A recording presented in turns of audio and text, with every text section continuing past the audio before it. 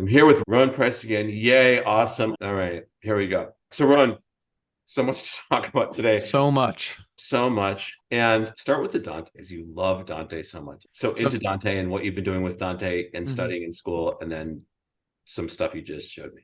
I've had the special privilege at my school to be taking a course surrounding Dante's Inferno, second semester, hopefully Dante's Purgatorio, crossing fingers. But yeah, I knew really not much about the book before hearing about the class, but I had faith that the class was going to be great because it was taught by one of my favorite teachers. And I knew that he had written his thesis in college around Dante's The Divine Comedy. And so I knew that this was very close to him and what his interests were. So I knew I had to take the class. I started taking the class, started learning about the history of Dante and the context of all of it. And as soon as we started reading, I realized, oh my God, this is a masterpiece, which is a common reaction to reading Dante, the Divine Comedy. Our homework for the first week was to read the first canto, pretty simple canto, maybe look at some notes. And I came back having read all three books within the Divine Comedy, Dante's Inferno, Dante's Purgatorio, and Paradiso. Needless to say, I was pretty drawn in by it. Now, of course, through it, having read it that quickly, I wasn't able to internalize all of the themes. I still haven't, and it probably will be a long time until I will.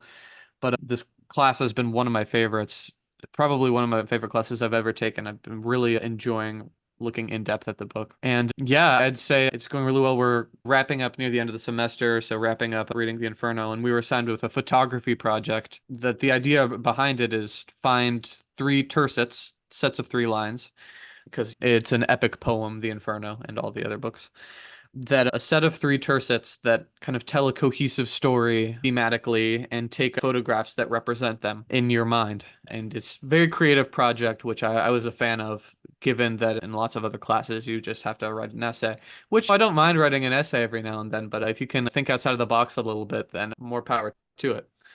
I thought about it, and there was lots of images that seemed very the first thing you think of. This is the Hellgate. Abandon all hope, you who enter here. Or maybe, all of the various punishments that befall the shades that occupy hell.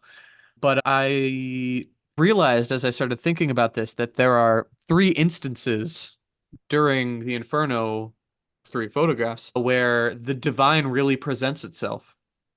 And that's at the beginning where Dante looks up at a hill, which at the top of it, it symbolizes heaven.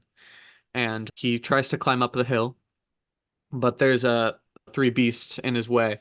So he can't get up that way, and he has to take the long way, which is through hell, purgatory then. And then, so he does, but at the top of that hill, that's what represents the divine. Then it's at the Gate of Dis when he's with Virgil, who's his guide, who is also in his real life a poet that he admired, and their relationship within the book mimics the mentor relationship through literature because they lived in very different times that they had in reality historically, just through Dante reading his work, the Aeneid, things of that matter. And then finally, at the end, when they exit hell and they see the stars, and the stars, Paradiso, it is the stars. That's what heaven is to Dante. I thought these three moments are fantastic, and these are what I want to do because they really stand out in my mind and they really resonate with me, and I would be remiss to say that I didn't exactly want to take the most horrifying, hellish photos, and I wanted to take something a little more appealing. I'll say that. I'm about two-thirds of the way done, but what I have done, I'm really proud of. So I thought I might as well show it to Let's see this. it. So first is this. I woke up Yeah, 6 bring a.m. it down. Can you bring it down a little bit for us to see? Let's see. Oh, that is stunning. And just if you can't get a good look at what it says, I'll read it. Looking up, I saw its shoulders arrayed in the first light of the planet that leads men straight, no matter what their road. Can you say So, that? Can you say that one more time, a little more yeah. slowly? Looking up, I saw its shoulders arrayed in the first light of the planet that leads men straight, no matter what their road. And let's see the photo. Can you hold the photo and just a little bring it more into frame and a little bit closer? Okay. So tell us about the photo and where you took it and how you shot it. You love photography. Among your Yeah. many talents, you love photography. Yeah, I'm a big fan of photography. Where I live is hillish. There's lots of hills, so I was like thinking, oh, this is gonna be easy. But you never actually really think about how the sun works until you really have to figure it out for yourself. After long bouts of driving around where I live to find the perfect moment at 6 a.m. in the morning, finding the time where the sun would just peek over the shoulders of the hill, I finally found it. Still crusty-eyed, waking up, but I got the photo. And it didn't really present itself to me until like I was finally on my computer touching it up a little bit and finally and it was just perfect. I knew that it was the perfect thing. Yeah, I'm really happy with it. And I also got a frame and then with an X-Acto knife printed out, I didn't print it out with the X-Acto knife, but I printed out the text, cut it out with an X-Acto knife and then put it right here. So I was going to say, if you learn to print with an X-Acto knife, that's a very interesting technology. exactly. No, one day. Yeah, no, one day, hope springs eternal, right? Uh-huh. I wanted to comment on this that you were literally chasing the sun, Yes. Uh-huh. literally chasing Absolutely. the sun. So not metaphorically. And I Hmm. guess that'll go into the title of yet another one of your one-man shows, Roan Price, Hey, why not? Chasing the Sun. Yeah. What a stunning piece of photography. Yeah, I thought I might show you. So then the second photograph, which I'm going to take today with a friend of mine as a muse, dressing up as an angel, that I'm excited about. But I did actually have the chance to take the final one. It's where Dante sees the stars. And this one, I'll be honest, took a lot more careful planning and careful editing than the first. I thought we're here in LA. Stars, unfortunately, aren't too visible with all the light pollution. But, and I do feel like it might be a little underwhelming if you just had a photo of a few stars in the sky in LA, and that would be representing what you're seeing. And it's a very important tercet, and it's not even a tercet, it's four lines because it's the last section within the book, but it's very important because it is the last four lines of the book. And but I thought about it more and I thought, what is Dante actually going through here? This is almost not even as much about the stars. It's him seeing the stars. It's him going through this experience and then seeing what's actually driving him, what's pushing him to be part of the divine and seek the divine. So the stars are almost a reflection of the stars are important through the context of Dante in this moment. I had a lot of different ideas, but yeah, I without hyping it up too much, I'll share this. Oh, right. All right, let's bring that in a little bit closer so we can see what's in the. Oh, that is stunning. Now, is that your eye? So I'll tell you about the process because I think you'll enjoy it. And what does Um, it say? What does it say? so I'll read. Yeah, let me read it. We climbed up, he first and I behind him, enough to see through a round opening a few of those fair things the heavens bear. Then we came forth to see again the stars. Can we get one more Yeah. good close-up view of the piece? Hold it there. Okay, beautiful. So Um, tell us about the process and the photo and stuff so like that. much like the sun, you don't really think much about how the eye works until you really take a look at it. And I ended up learning a lot about the eye, given that it's really hard to get a good photo of one, and very much, even much more difficult to get a photo of one while trying to reflect something in it. Near impossible, especially with a camera that doesn't zoom in as much as I wish it did. Yeah, we knew that I needed to get the stars in it. That's, the point. So I thought, just project some stars up on the TV and then take a photo of your eye while looking at the TV. It's not bright enough, and when it works, it's not good. I celebrate Christmas. That's my family and I. That's one holiday that I'd say that we're pretty big fans of. And given that we have a Christmas tree, I figured that has a lot of light. So I ended up laying down horizontally on a chair, looking at my Christmas tree with all of the lights turned on, with all of the everything else in the room off, and then taking a photo of my eye, and then going into Photoshop, and then individually one by one for some of the different things. Hang on one sec. I'm waiting for something very strange going on downtown. Can you start again with the Yeah. okay, I started with Christmas is important, and then I just Okay. want to make sure Yeah. we don't have the sound of the murder that just Yeah. happened outside or whatever it was. Yeah. Downtown. And my family celebrates Christmas, and because of that, we have a Christmas tree. And I thought the Christmas tree has a lot of light, a lot of little points of light. Let me utilize that. I gotta be resourceful here. So I go over to my Christmas tree. I pull up a chair, like a dinner table chair. This took a lot of strength. I'll not to toot my own horn, but I let horizontally on the chair to get it right in my eye. And then I took a photo of my eye, and then I had to go into Photoshop and individually cut all of these little sparks and then place them around the eye.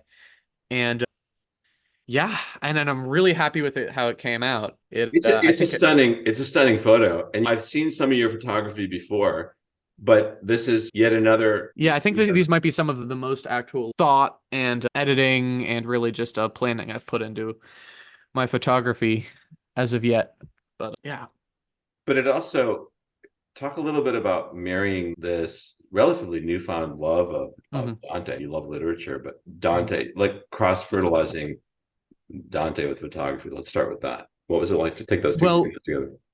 I feel like, and this is very similar with a lot of projects that I've done in the past, it's all about finding an angle. The really compelling essays, they're going to try to talk about the subject, but bringing attention like new things bring into the light. But it's all about an angle that you want to focus something from you. It's all about your perspective on it. And that's what makes essays interesting. If you just restate fact in an essay, it's nothing unique. But if you have your own opinions and your own actual claim regarding it. That's what's important. And I've learned how to do that through writing a lot. That's a skill that the school often says that's what you should be focusing on through essays, through write a paragraph about so on. But in my free time, along with reading, I often don't write analytical essays talking about the things I do. I write creatively, but essay writing is not something I usually do for fun. But photography is one of those things that I do. So it was like really awesome to combine a subject that I really passionate about with a practice that I do in my free time. And I think because Dante and the Divine Comedy is something that I really enjoy, it gave me the actual motivation to work really hard, go that extra mile with something like this, because not much else would get me to wake up at 6 a.m. in the morning. But yeah, and it was one of those experiences where you very much feel like you're on a mission, where you have an end goal in mind and you're just doing whatever you can to get there. So marrying those two things together, it's just been really great. And I hope that the third and final photo will wrap it all up nicely in a cohesive theme and can put it close to the project happily. You take such joy in these projects, and it's like one of the things I love so much about mentoring you. And I wanted to come back to the comment that you made about mentorship with respect to Don. Hmm. And I wanted you to whatever degree you care to reflect on that, to Hmm. talk about the mentorship experience, because you yourself were a mentor, right? Yeah. Mentored before, but most Hmm. recently a young man in your school in your workshop. And maybe you could Sure. talk first about what it was like to run that workshop, Hmm. what the workshop was, what it was like to Yeah. mentor him, and then we could talk a little bit about maybe how that reflects and cross pollinates with what Sure. you've done. So a few things. So first of all, I was always very into writing and being creative in that way, but I feel like when it comes to reading and when it comes to really absorbing like other people's literature, I before a little while ago, I didn't think of that as something I needed to do or something that had any value to it. And I found that I needed a catalyst to make that happen through like really actually compelling classes and then learning through those about authors that I really found interesting. And then from there, it's just like a big bang of everything going and then putting together these connections and finding all of these other things. It can actually really very much help to learn about different people through a context of a fun creative process. Yeah, I've been writing for I don't know for how long, and only to a year or two ago, really reading intentionally. And with those two things, I thought I really love younger kids. I was once a younger kid, and I really enjoyed learning now and when I was that age. And I thought I have things to teach. I'm not it's not too early for me to be teaching anything. And if I can only imagine if I had that kind of catalyst to actually learn and find these people, then find these authors and poets if I was at a younger age. I don't even know how much farther I'd be now. But yeah, I thought, all right, I'm gonna start a workshop, the Roan Writes workshop, and it started out with poetry. That's the first thing I thought of. Poetry. Poetry is easy to write. It's hard to write good poetry, but poetry, it's easy to write. And you don't need to write a masterpiece on your first go, and you just might, beginner's luck. But either way, if you can get that pen going, and the sooner you get it moving, the sooner your brain starts thinking in that creative way. I put it together. I made a nice brochure, charted out a curriculum, emailed, marketed, advertised it, and I was left with a workshop with one student. And I thought, one student, okay, this is going to be tricky. A class of 5 people, they can talk amongst themselves when they need to, but one student, I don't know how that's going to go. But when he came to the class, it was just like, snap, this is great. We're already talking about what it's like to be in middle school, what it's like preparing for high school. Because while it's a poetry workshop, education doesn't need to be boxed into that fine thing. Mentorship is more than just whatever you're mentoring about. It's a general mentorship that if you can come out of it learning even more than what you thought you were going to say, that mentorship is often a practice where both parties come out learning more than they thought they would at the beginning. And yeah, so the we talked about poetry, lots of the greats, Tennyson. I couldn't even start. There's so many. Tennyson's just the first one to come to mind, given talking about a lot about that within Dante. Ulysses, that poem, all of that. But yes, and we wrote a lot of poetry. We wrote limericks, haikus, palindrome poems, hero couplets. There's really no limit of what we did. And we came out of it with him having 3 poems that he was really proud of, printed it out on nice paper, put a frame on it. And yeah, it was just a really fantastic experience that I learned a lot from. And this is the first time that I've ever mentored in a official context. I'd like to think that I've mentored in the past in an unofficial context, but I can only hope. But yes, I came out of it learning a lot, how ways to improve it, things to keep, things to maybe trim that down a little bit, expand on that. But yeah, I hope he learned a lot, and I think he did. But all I can say with absolute confidence is that I learned a lot. And yeah, I was a really fantastic experience. And I'm currently working on the second iteration of it right now, fine-tuning it, the edges. It's really coming together and I'm really proud of it. Yeah, as well you should be. So to be clear, this is your first time running the Mhm. Rowan Writes poetry workshop. And can you talk a little bit about how you charged for it and what you did with the funds the first time that you ran it? Yes, absolutely. This is Dan being a businessman himself. One of the quotes that has really stuck with me and that I think is the more you think about it, the more very true it is. If you don't pay, you don't pay attention.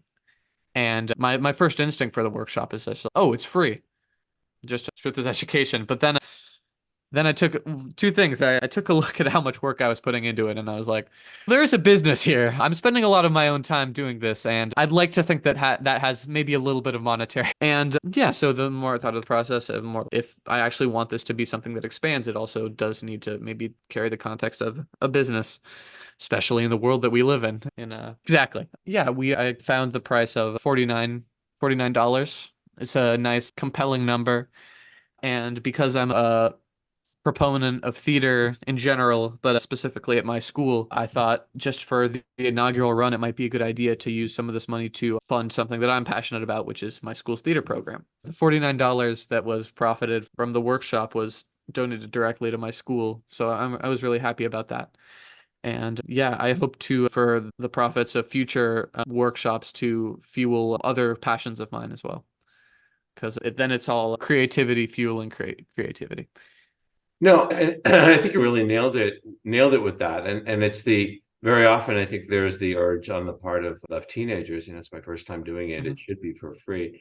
But in reflecting back, are you happy that you charged for it and that you were able to give something back to your Absolutely. Yeah. The more I thought about it, the more I realized that it being free, charging for it had the opportunity for this to be something that I can actually do consistently. because it's something that I very much want to do consistently. And if I was charging it, if I was doing it for free, I may myself not even have the motivation with all of the chaos of junior year of high school and everything. And I have creative passions, things I want to do that, let's be honest, they just need money. That's the world we live in. Money's important, whether or not it should be. It's just the reality. And if I can use something that I put my time into to actually make money to fuel those ambitions that I have, then I think that's definitely going to a good use. Also, for the parents who are signing their kids up for the workshop, it's an actual legitimate investment is money that you put in with the trying to get something out of the use case, the eventually probably even making more money. And if I can foresee a future where my love of poetry can make me a buck or two. And being able to spread that, I think that's also mentorship is by virtue, you pass on mentorship to the person you're mentoring. I can foresee a world where the student I mentored mentors someone else. And you want your mentees to also make money. If they're funneling the money back up to you, that's a little bit of a slippery slope. But yeah, then it's just this really interesting and beneficial education in business. Because if people are teaching other people how to do workshops and how to make money, and then you're spending money on things that teach you how to make more money, then and you're doing it all in a creative way, I think it's pretty cool. Yeah, it was really cool to watch you go through it. Can you talk a little bit about you touched on this teaching your mentors how to do what you've been doing? Hmm. Can you talk a little bit about the, for lack of a better term, and you can phrase it any way that you want, the Hmm. market, mentor, monetize model, if that's how you want to call it, Yeah, how sure. you're passing that along to your own mentees. Yeah, so you'd be surprised how much of a format lots of things take when you're actually teaching something. You have the slideshow, what has the people you're teaching about. You have the documents with the poems you're putting in, and then you have the brochure, the marketing, where you put in what your thing is. And a lot of the design around that can be actually really daunting and difficult to do yourself, especially when you don't have an actual degree in marketing, thinking about what's actually going to sell the course. But if you have an idea and you have a concept that you want to teach about, then that's almost the easy part sometimes. Thinking of that part of it.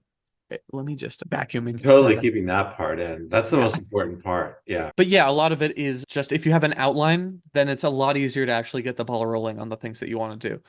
Because there's almost nothing more, dare I say, soul crushing than just the blinking cursor on the white Google Docs page that's just going back and forth, and you end up with just the writing the word the.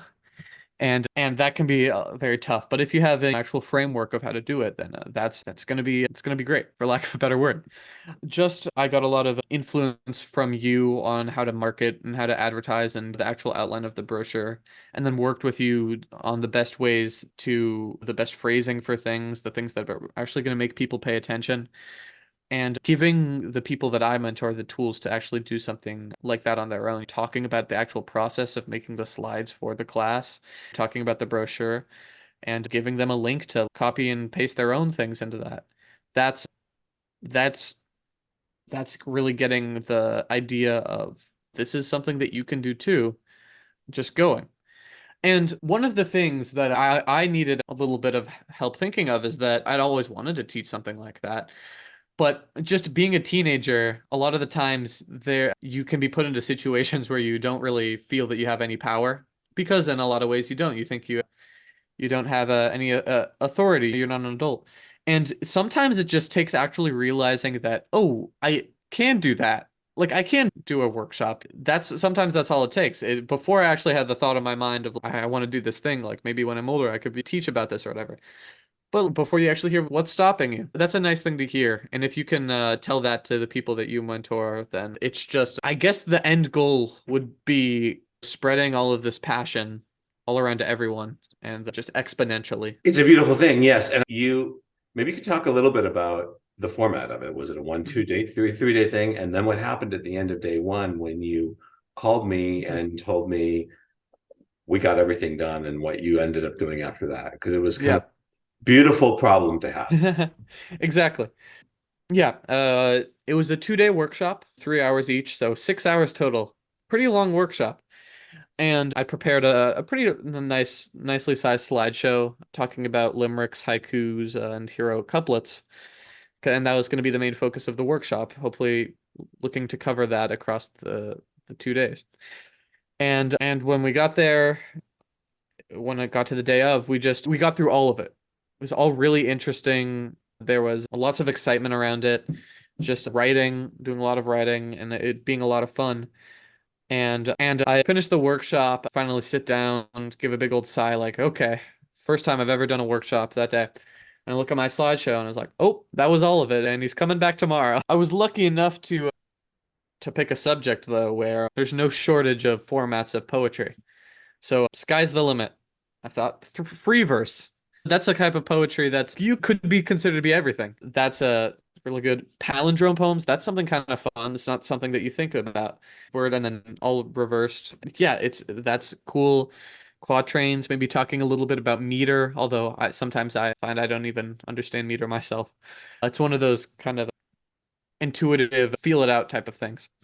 But yeah, so I forged, being one of those words you use, forged a new slideshow for day two. And by the end of the entire program itself, the entire weekend, I sat down and looked, and I have this, 60-page slideshow with all of these things to talk about. Moving forward, I think I'm thinking of doing more one-day workshops because especially during the holiday season, think people are really busy. And if I could pack all of these different types of poetry, all these different forms into a digestible 1 day thing, and there wouldn't be any downtime. And downtime can be productive, but if you're spending money on a workshop, downtime isn't the first thing you think of, like when you're getting out of it. Downtime proved to be very productive while doing the workshop. We talked about school because we both go to the same school.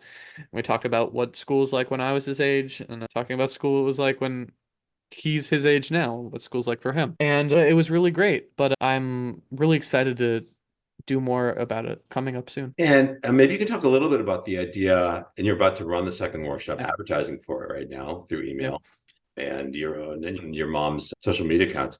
Maybe you can talk a little bit about the idea of bringing your first middle school mentee on as your teaching assistant, both to help you with this, and then when you graduate and move on to college, his taking on that mentor so that this becomes a legacy project. Would you Yeah. with that elaborate on that idea? Yeah, absolutely. I think mentorship is one of those things that without specific context, it can be hard to take the actual role of mentor.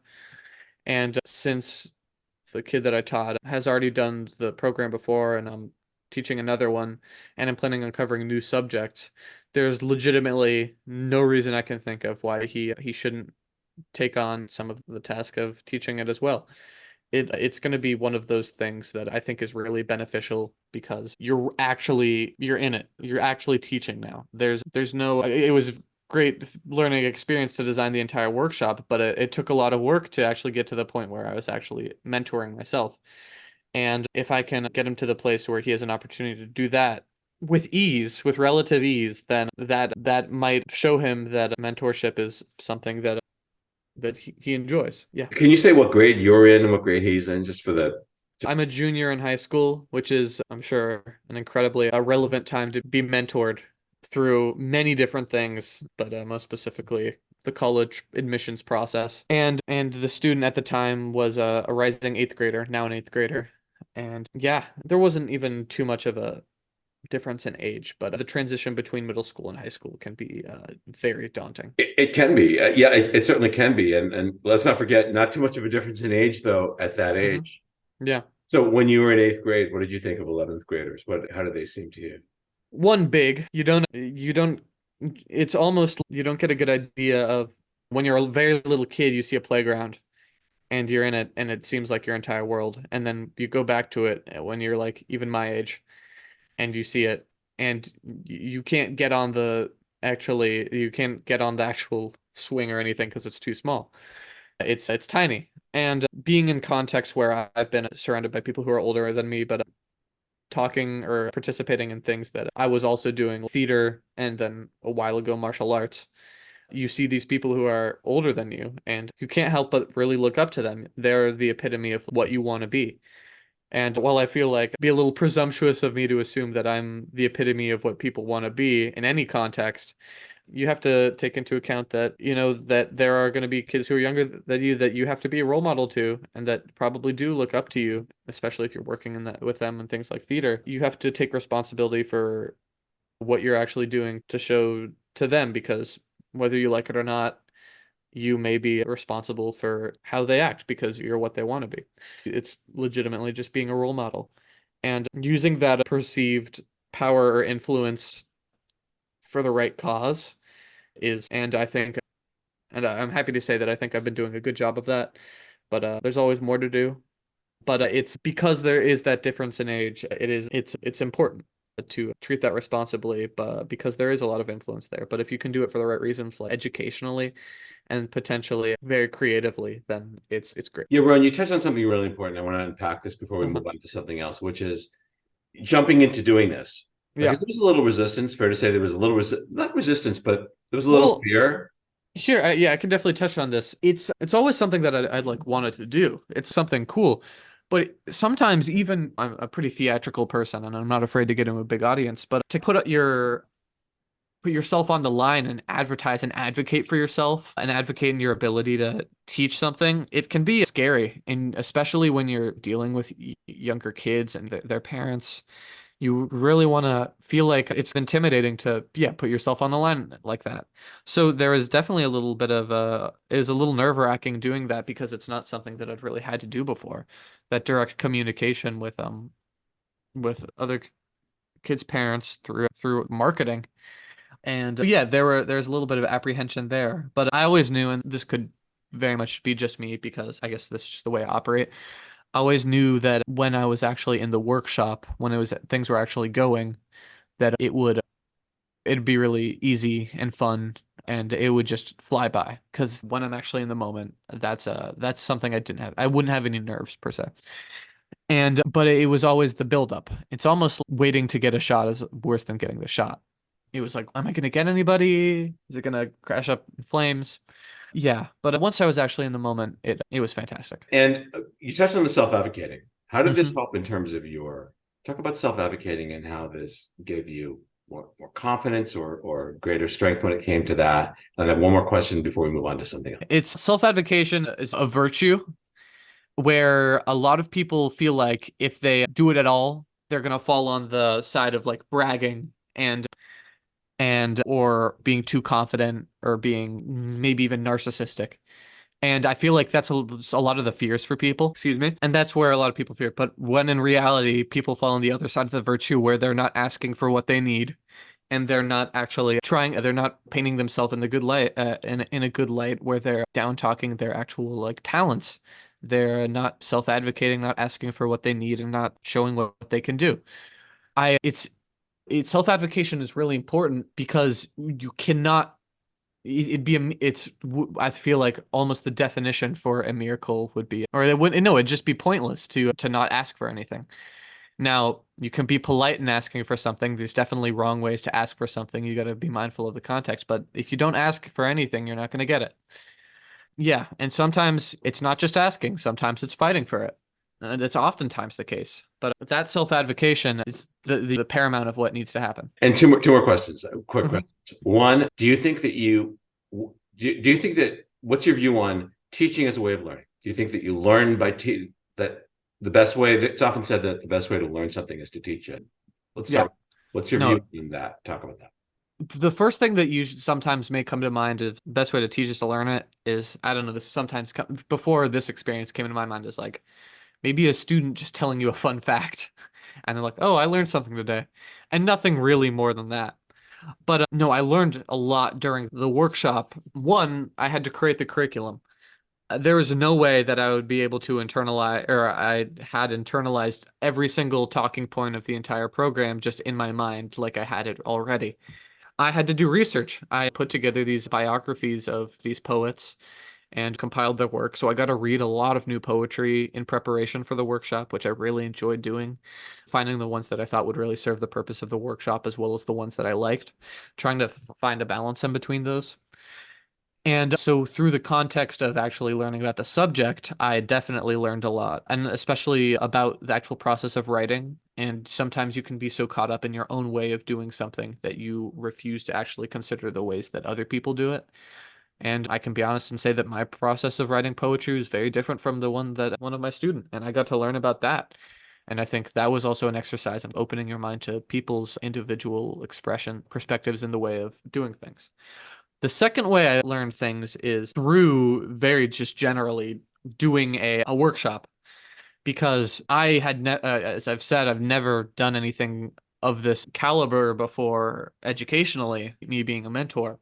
So I had to, one way or another, learn how to do that, whether it be through you or whether it through be, School of Hard Knocks, finding out what worked and what didn't. That's learning. Through the process of doing this teaching, I learned so much. It's hard to be understated, hard to be overstated how much I've learned. Yeah, and do you think that you could use this same model to teach anything that you're passionate about? In your case, you love writing, you love theater, you love a lot of things. Yeah. So the plan has always been to expand it outside of just poetry, because while I do enjoy poetry, it's not the main medium that I actually enjoy. I do a lot of screenwriting and I, write short stories, and whether it's my main focus or not, I write essays. And but, in general, Roan writes. So I have to do there's lots of writings that I have to do and lots of writings that I love to do. And either way, it's important to know how to do those. Dare you say sometimes the stuff that you have to do is in the moment more important than the stuff that you like to. And through the format of how I taught, with some minor edits, it could be really adapted to any of those different subjects. I'm definitely thinking of doing a screenwriting, playwriting, short story writing, essay work. There's no limit. If I wanted to do photography, might be a little bit different of a class, but it that could be something as well. But are you saying that once you have the template in place, once you have the brochure in Mhm. place and the Yeah. template, all the tools in place, that Mhm. it becomes not add water and bake, but you have the vessel into which you can put, is Yeah. that what you're saying? Can you expand on Yeah. that a little bit? Yeah. And that's also what I was alluding to with the mentorship of other students, because while the student I taught, we were talking about poetry, he had things that he was interested in, definitely not to the same caliber as poetry or otherwise. People are different. People's interests are inherently different, and everyone has their own thing that they're passionate about. And while I hope that poetry is something that is important in his mind, I'm confident there's other things that are more special to him individually. And the goal would not to have him be teaching poetry. If he was teaching poetry, that's fantastic if it was really important to him. But the goal would to be to have him teach whatever he wants, whatever makes him excited. And if that, I really hope that the tools that I give him aren't just to teach poetry. It's delete some text, copy and paste your own text in there, and it's all of a sudden a workshop about painting, for example. It doesn't just have to be about writing even. It's the tools to run these workshops are almost just it works for anything and it should work for anything. So what's your view on these workshops as something that looks good in your college application? Is it you didn't do this to look good in your application, but do you think that if you were talking to other kids who were interested in doing workshops, that what's your view on how that all plays out? That Sure. stuff that springs from your heart looks good. What's your hit on all that?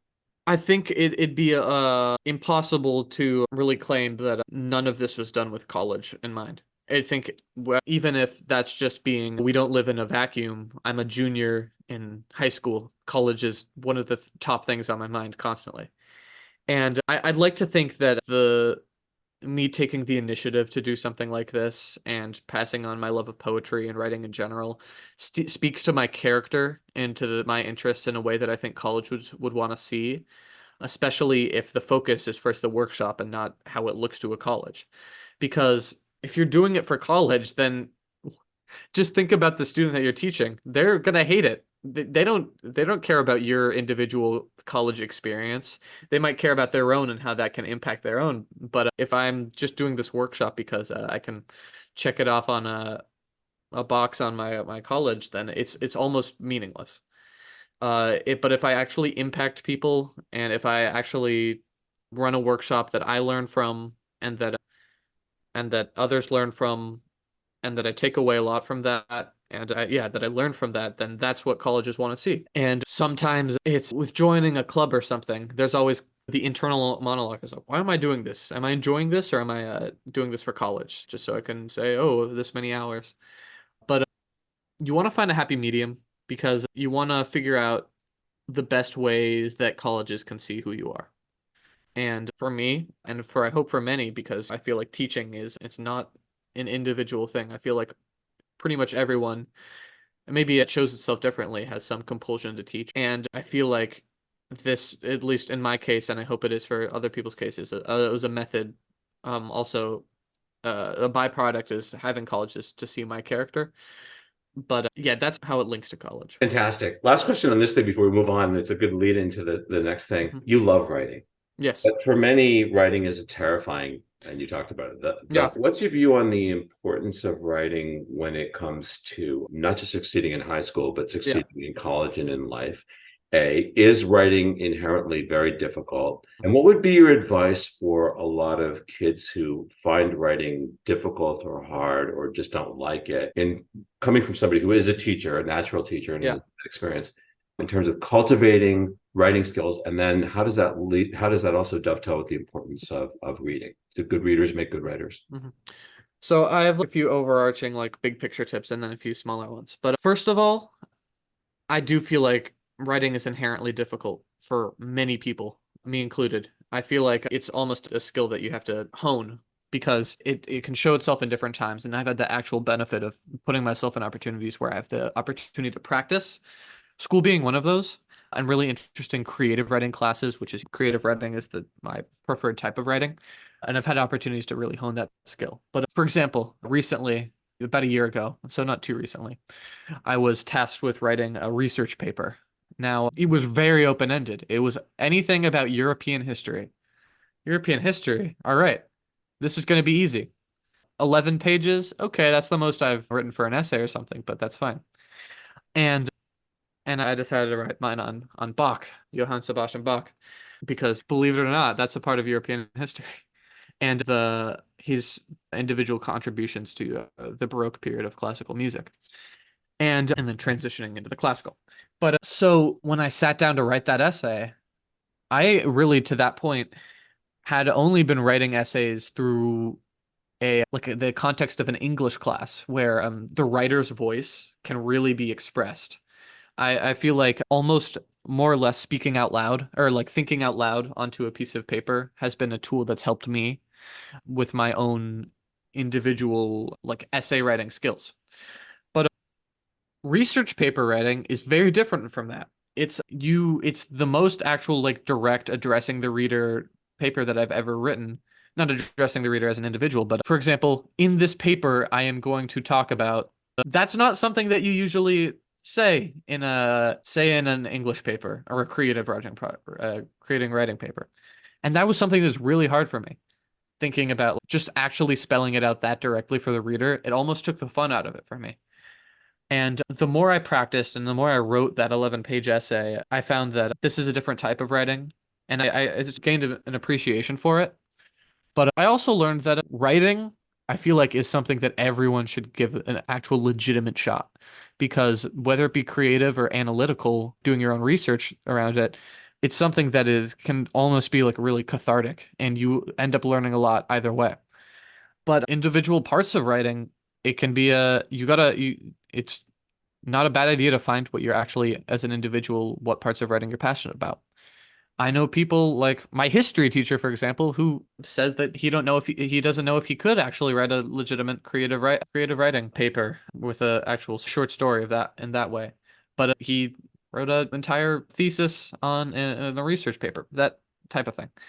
So everyone has their own individual skills and talents, but I feel like writing is one of those things that there's so many different types of writing within it that everyone can find their type of writing within it. And what would you say? What would you say? And thank you for that. Thank you for Mhm. that answer. What would you say to specifically STEM bound kids who very sometimes are of the opinion that writing really isn't important? I'm really good, and you're a really strong STEM kid too. And you're Mhm. incredibly strong in the sciences. You're a Renaissance man, where writing isn't gonna be important as long as the science is there. What's your opinion on kids who are going into STEM majors, things like that?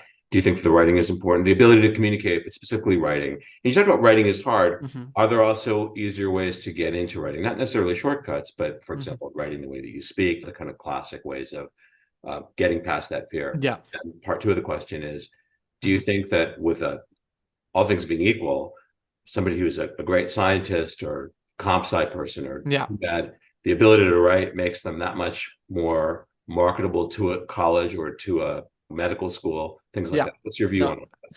my view on that is actually, yeah, the opinion should not be writing isn't important. I feel like, especially now where everything has become so digital and everyone's on their phones, that writing is legitimately one of the most important ways that we can navigate that. Pertaining to colleges nowadays, one thing that I've learned in this current ecosystem of the colleges in the United States is that numbers are starting to matter less and less. Numbers are really important, but because of grade inflation in private schools and because of everyone getting fantastic SAT scores, sometimes grades and SAT scores can almost be the minimum to get into a place.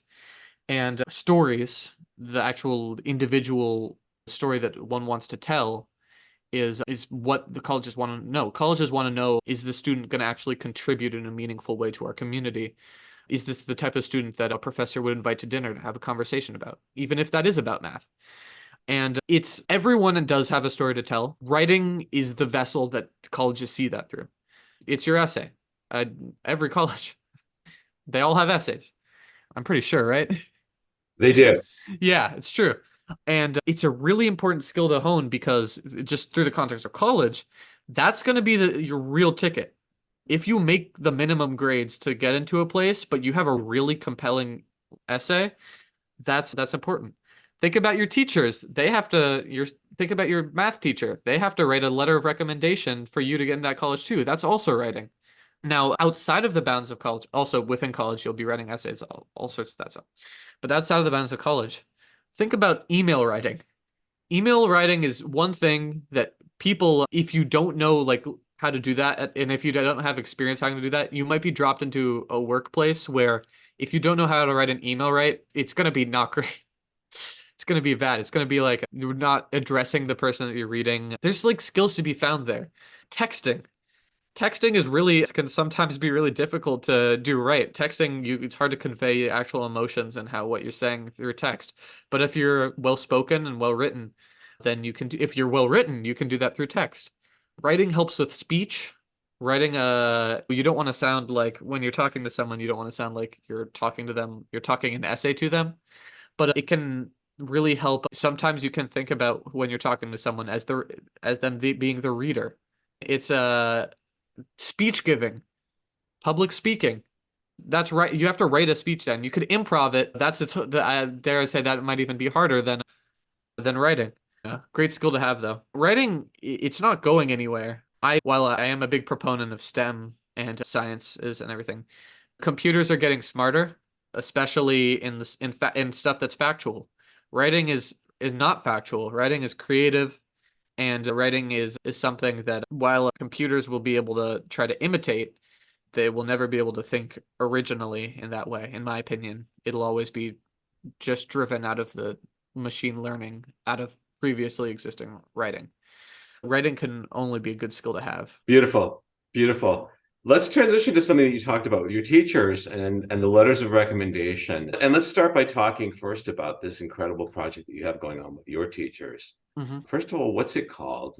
And give some context. What's it called? Who are you doing it with? You're doing it Hmm. with a friend, and so you can Yeah, talk. I'm a big fan of the teachers at my school. I think a really great community of teachers. And a friend of mine who had been working on other projects in the past, he's my kind of go-to creative partner.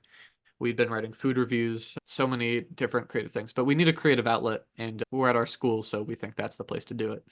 It's a place of mutual learning. Then we found that there are like teachers for like middle school teachers that who we just had never talked to. We just don't know these people. We pass them in the hall and no acknowledgement. And we thought about what what is that like at the other side? Think about a middle school student looking to a high school student and being like, is this going to be the person who like is who I have the hardest class I've ever had? And lots of times students just go into that kind of experience blind. So we thought, okay, we need a creative outlet. We love our teachers, and students don't know these teachers. Think about all the new students that are coming to our school, even in high school. They don't know anybody. And think about all the new teachers. We had so many new teachers this year who don't know the students. We started an interview show called Journey into All of the Offices. We've sometimes shortened it to Giotto, but it's mainly just Journey into All of the Offices. And what we do is we email a teacher. See, I have to write that. We have to write the questions too. We email a teacher and we ask, "Hey, can we interview you 20 minutes just to bring your thinking cap?" And we set up in the classroom that they teach, hence all of the offices. And we interview them. We try to add a healthy mix of introspective, deep, actually really interesting questions as much as we can as people this age. Or and then we add some fun questions like what would you do if you walked into your house and there's just three giant ants? And that gets them thinking too. Yeah, it's been really beneficial. We've had 14 episodes now. It's been going really well. Each generally around 15 minutes. I The note that we've gotten constantly is just like, can you maybe shorten these a little bit? Because sometimes it's you watch the whole thing and it's so long. But when I find myself editing them, I just find there's so many things, there's so much actual content of value here. It'd be a crime to edit any of it out. Yeah, it's been fantastic, and we hope to get all of the teachers at the school done by the end of the year. So just out of curiosity, Ron, what Mhm. would you do if you walked into your house and there were just three giant ants? I'm just curious to know what your answer would be to that. I've never been asked this actually. It happens all the time, right? It Yeah. just hasn't happened to you yet. So Exactly. I'd say I all I can say now, because I think it's one of those experiences you have to be in it to really fully just you grasp, got to go through it. which is why it's a good question. But I'd say first meaning would be to walk out of my house and then take a deep breath and then go from there. Yeah. Always good. Always Yeah. pause Take and a deep breath. reflect, We right? need air. Why? Whether it's three giant Yeah. ants or Hmm. three giant any kind of insect or other animal. Yeah. Well said. What an interesting question. How teachers reacted to going from the serious question to the lighthearted, frolicky question like that. It's actually been really nice. Teachers are oftentimes as nervous as students when put in contexts like these.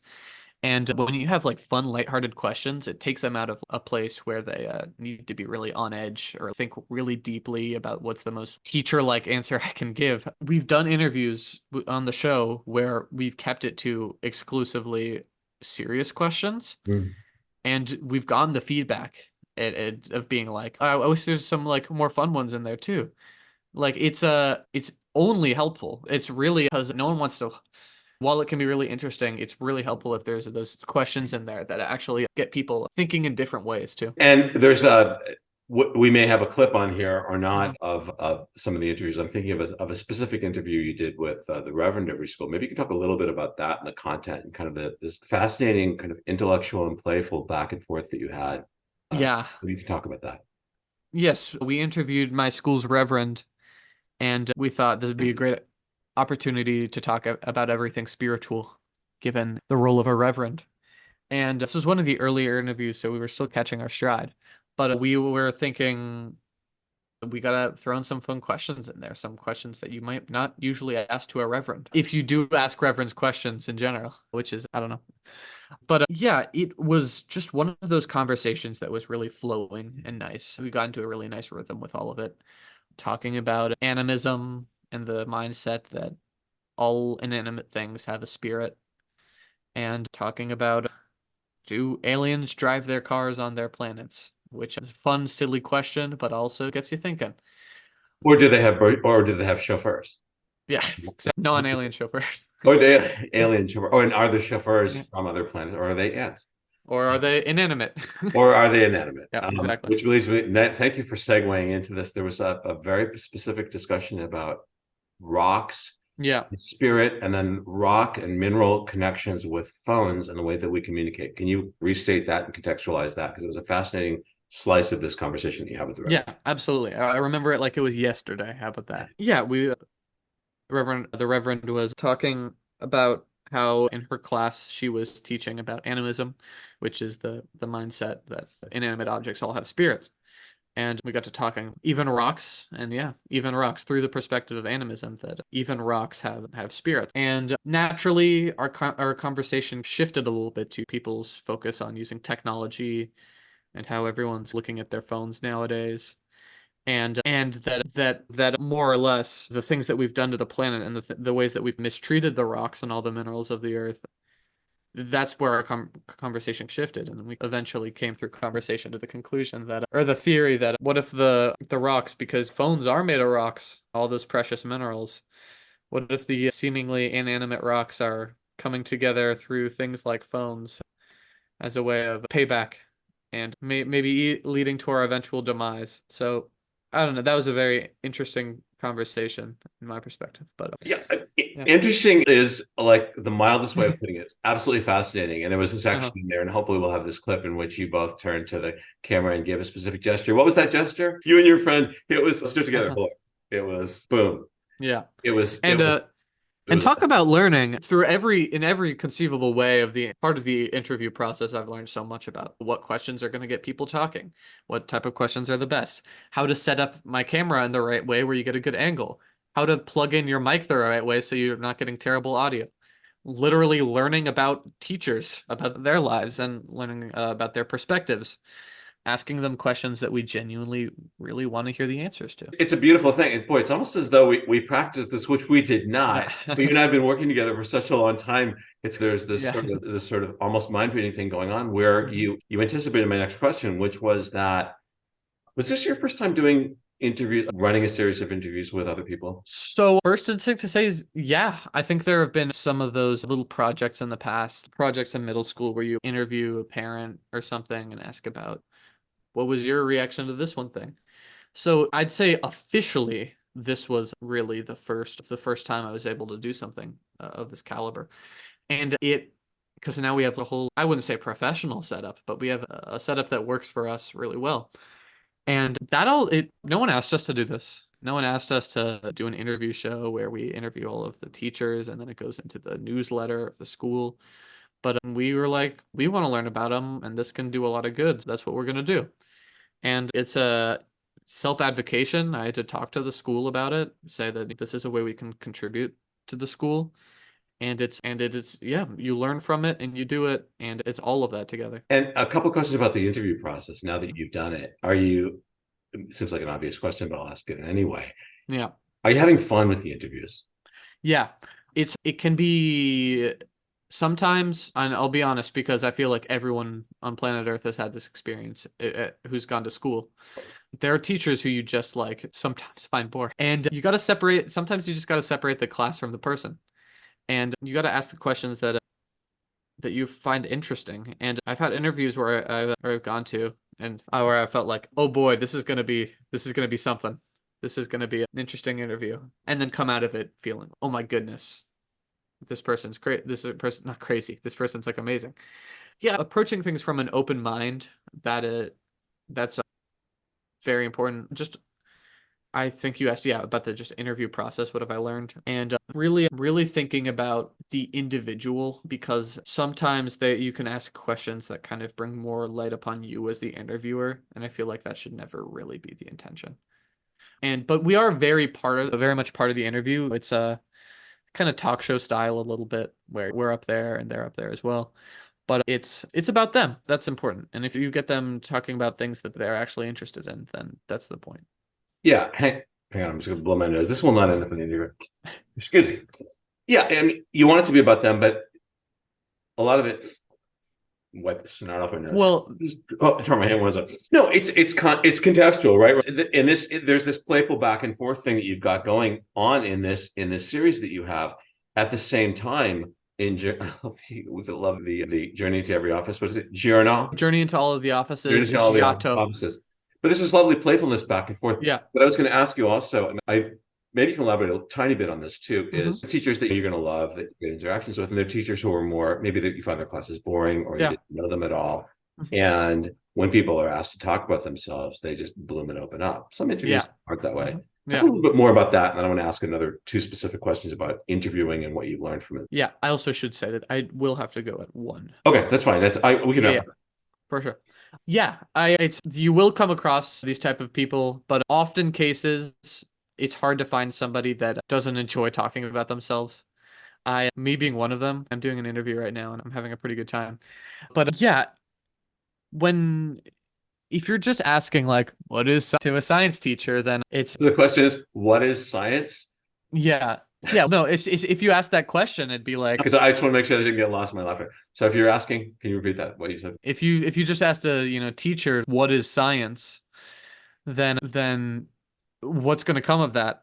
And I don't know if it's a good question, but it's an infinitely better question. What does science mean to you as a science teacher? Like that question itself can start a whole conversation. And obviously questions like that get refined to be like the what is the actual process of being a scientist? How does that impact the way you teach your classes? Those get refined into better questions. But I feel like the interviewee has to be the at the center of the questions, and those are what makes it interesting. Sometimes not it's not that way, especially if you're talking about things that are a lot more conceptual, that are a lot more subjective, I should say. For example, I don't know if this is one of the questions we had, but do you think the rocks are listening? It's individual because the teacher's teaching about rocks, and but it's also subjective. It's opinion. There's no one answer to that. If there was, then that'd be ridiculous. But yeah, that's the point. Yeah, and I think that was one of the questions that that either you or your friend, your creative partner, asked in Yeah, this. And it was, and there might be some people who look at that question and say that's so silly or yeah, ridiculous. At the same time, it was such a fun and interesting and profound question within mhm, the context of this interview, yeah. and just reflected the spirit of the interview too. So I'll ask this last question, then we'll move on to something else. Do you? What's your hit on on interviewing and Mhm. the art of listening? Has it made? This is actually the second last question. Has it Yeah. made you a better listener? Has it helped you cultivate the virtue and the art of listening? Yeah, there's obviously things that I've needed to learn in the past, like just for me to grow as an individual. And I've always been more of a speaker than a listener. And I feel like going into the interview process with things that you've spoken, like you've created, where it's coming from you, and but you get the opportunity to listen to the other people speak about what you're talking about. That can be a really nice way to ease from speaker to listener, where you can really think about it. I also think about sometimes in interviews, someone can just think about be using the what the other person is saying to think about what you're going to say next. And I feel like that can be really counterproductive because if you actually listen to what you're saying, then organically you're going to have something to respond to that. Or you don't and you sit in silence, which under the right circumstances is really powerful. You might edit it out, but it might lead to growth within the interview. Beautifully said. There's a lot of power in silence. Last question on the interviews. Mhm. What would be your advice to other young people considering, well, learning how to do interviews? Yeah. And then combined with that, what's your hit on learning how to interview other people in the context of you're going to have to be interviewed? You may have alumni interviews when it comes to applying to Yeah. college. You'll be Mhm. interviewed for other jobs and internships along the way. Can you talk about that? Interviewer and interviewee. Yeah. How does Yeah. interviewing other people and Mhm. cultivating the ability to interview other people impact your Uh-huh. ability to be a better interviewee? Yeah. I'm gonna actually start with interviewee because the best interviewers won't do what I just said, being like in a place to just think about what they're gonna say next. But if you want to be a really good interviewee, sometimes that's something you have to think about because you have to be ready for you being only listened to at a surface level. Now, I'd like to think at during college's interviews that won't really be the case, but you got to speak your truth when you can because you're not gonna have any other opportunity to learn what the right thing to say at the right time. Because while you have to be true to yourself, something that's if you spoke your entire whole truth, someone asks even something as simple like, "How's your day going today?" and you spell out factually every single thing you did that day, then it's just a disaster. You got to speak your truth. You got to find the way to do it in a concise, coherent way, and that takes practice. It really does. And as an interviewer, you have to put yourself in a place where you're a listener. You can't be an interviewer and exclusively be a speaker. It's contradictory. You really have to try to listen. And also as an interviewer, get to sometimes your question has a root of it, and you don't try to package that root into different questions. Sometimes the best way is to just to get to the root of the question. So it's not like some sort of like game of cat and mouse to figure out what you're really asking. You just follow your judgment of what you're really meaning to learn. So back to, and thanks for that answer. So again, do you think that you can say this, I feel that, or I don't feel it, learning how to interview other people has made me a better interviewee, or well, wait, conducting interviews has taught me or not taught me how to be a better interviewee, and what that payoff might be when it comes to not only being potentially interviewed for college, because not all colleges do interviews anymore, Mm-hmm. but interviewed for teaching assistant positions, Yeah. jobs, summer internships, things like that. Yeah. One of the questions that we ask at the end of every interview is there something you wish you were asked? And is it too late? And I think that's a really good question because that's brushing everything to the side and saying, what did we miss? Like, what is there to be said about you? And I feel like we've tried to incorporate answers from the interviewees from that into how we run the show. But something that I've learned about that is that there's these really actually meaningful and important things that these people want the opportunity to talk about on the show. And I feel like part of being a good interviewee is taking those opportunities whenever you can to tell the story that you actually want to tell in the interview. And either that being like a slight segue within the question that someone asks you within the interview, you got to really try to get to the root of what you're talking about that. Now, especially in the context of a college or like job interview. Interviewing a teacher about themselves may not be as important for them to get to that immediately, and we give them the opportunity to do that. But in the context where you're actually being judged in your interview, you got to get that out. So through that way, it's really helped me be a better interviewer. And do you think that's going to help you down the line when it comes to interviewing for jobs? And Yeah, 100% sure. Even in this interview, sure. so much to keep going on. I want to respect the fact that we only have 12 minutes left. Oh, so I'll know when to end. Let's set our next time before that, so we don't have to do that at the end. What's our next time to get? Let's just say Saturday at noon. Okay, Oh, wait. I actually have next Saturday at noon as your next workshop. Yeah, that's I just so that would actually be Sunday at noon where it can Sunday at debrief. noon. Great. All right, next Sunday, the 10th at noon. Okay. Which would you prefer to talk about now, college tours or prepping for the SATs? I can talk about SATs really quickly, and then All right, let's do this. Let's do that, and we'll see what we have left for college tours. Yeah. So you are now prepping for the SATs, Yes. which you are going to take. You're taking a few months' time. Yeah. Mm-hmm. Okay. Yeah, in a few months. SAT is really daunting for me personally because I've always been judged academically only at the scale of my own school, besides the exception of the ISEE for middle school, and I don't even remember how that went. But yeah, my academic prowess has only been judged in the place that I go to school, and learning about your place academically in a much bigger picture, it's scary to think about it that wide. So I've been very much studying a lot for the SAT. Through PSAT learning, I've learned that I'm a lot stronger in English and those subjects, and I need a bit more work on the mathematical subjects. But and yeah, it's just been one of those experiences. I'm using, I would say, brands like a Prep Yeah, sure. Scholar. Yeah, you can talk about. So how are you going about? How are you? There's several different tools. Yeah. What people use? What tool or what program are you using to study? So yeah, I'm using Prep Scholar, which is the alternative, many would say, to Oxford. Princeton Review. Yeah, Princeton Review, of course. The Oxford Review. Everyone knows about the Oxford Review. It's the alternative for the Princeton Review, and that's been a great experience having that immediate feedback to look at your scores on. That's been going well. But the SAT is a test on taking tests. That's the way you do it, the way of internalizing that knowledge. Maybe not even the specific content of the subject a little bit. There is a lot of that, but the most important essays, the lessons you learn for the SAT are how to answer questions, not the answers to the questions. Yeah, that's been a good experience. It's a daunting prospect in general to take it, but I feel like I'm doing well regarding that. And just quick question on process. How are you going about you? It's coming up in a couple of months for you. Are you doing a little bit every day? What's the process you're using to study for the SAT? So I'm right now at this current phase, I'm aiming for like about an hour a week.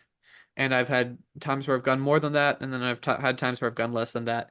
I'll be honest and say that junior year is really busy for me, especially with all of these other things that I'm pursuing. It's a lot, and to try and balance that with SAT prep is it's tricky. But really, as I say on the website, an hour of SAT prep is more important than an hour of doing anything else to get you into college. I'm not sure I fully agree with that statement, but I get the point, and I have learned that just having that kind of habitual relationship with it can be helpful.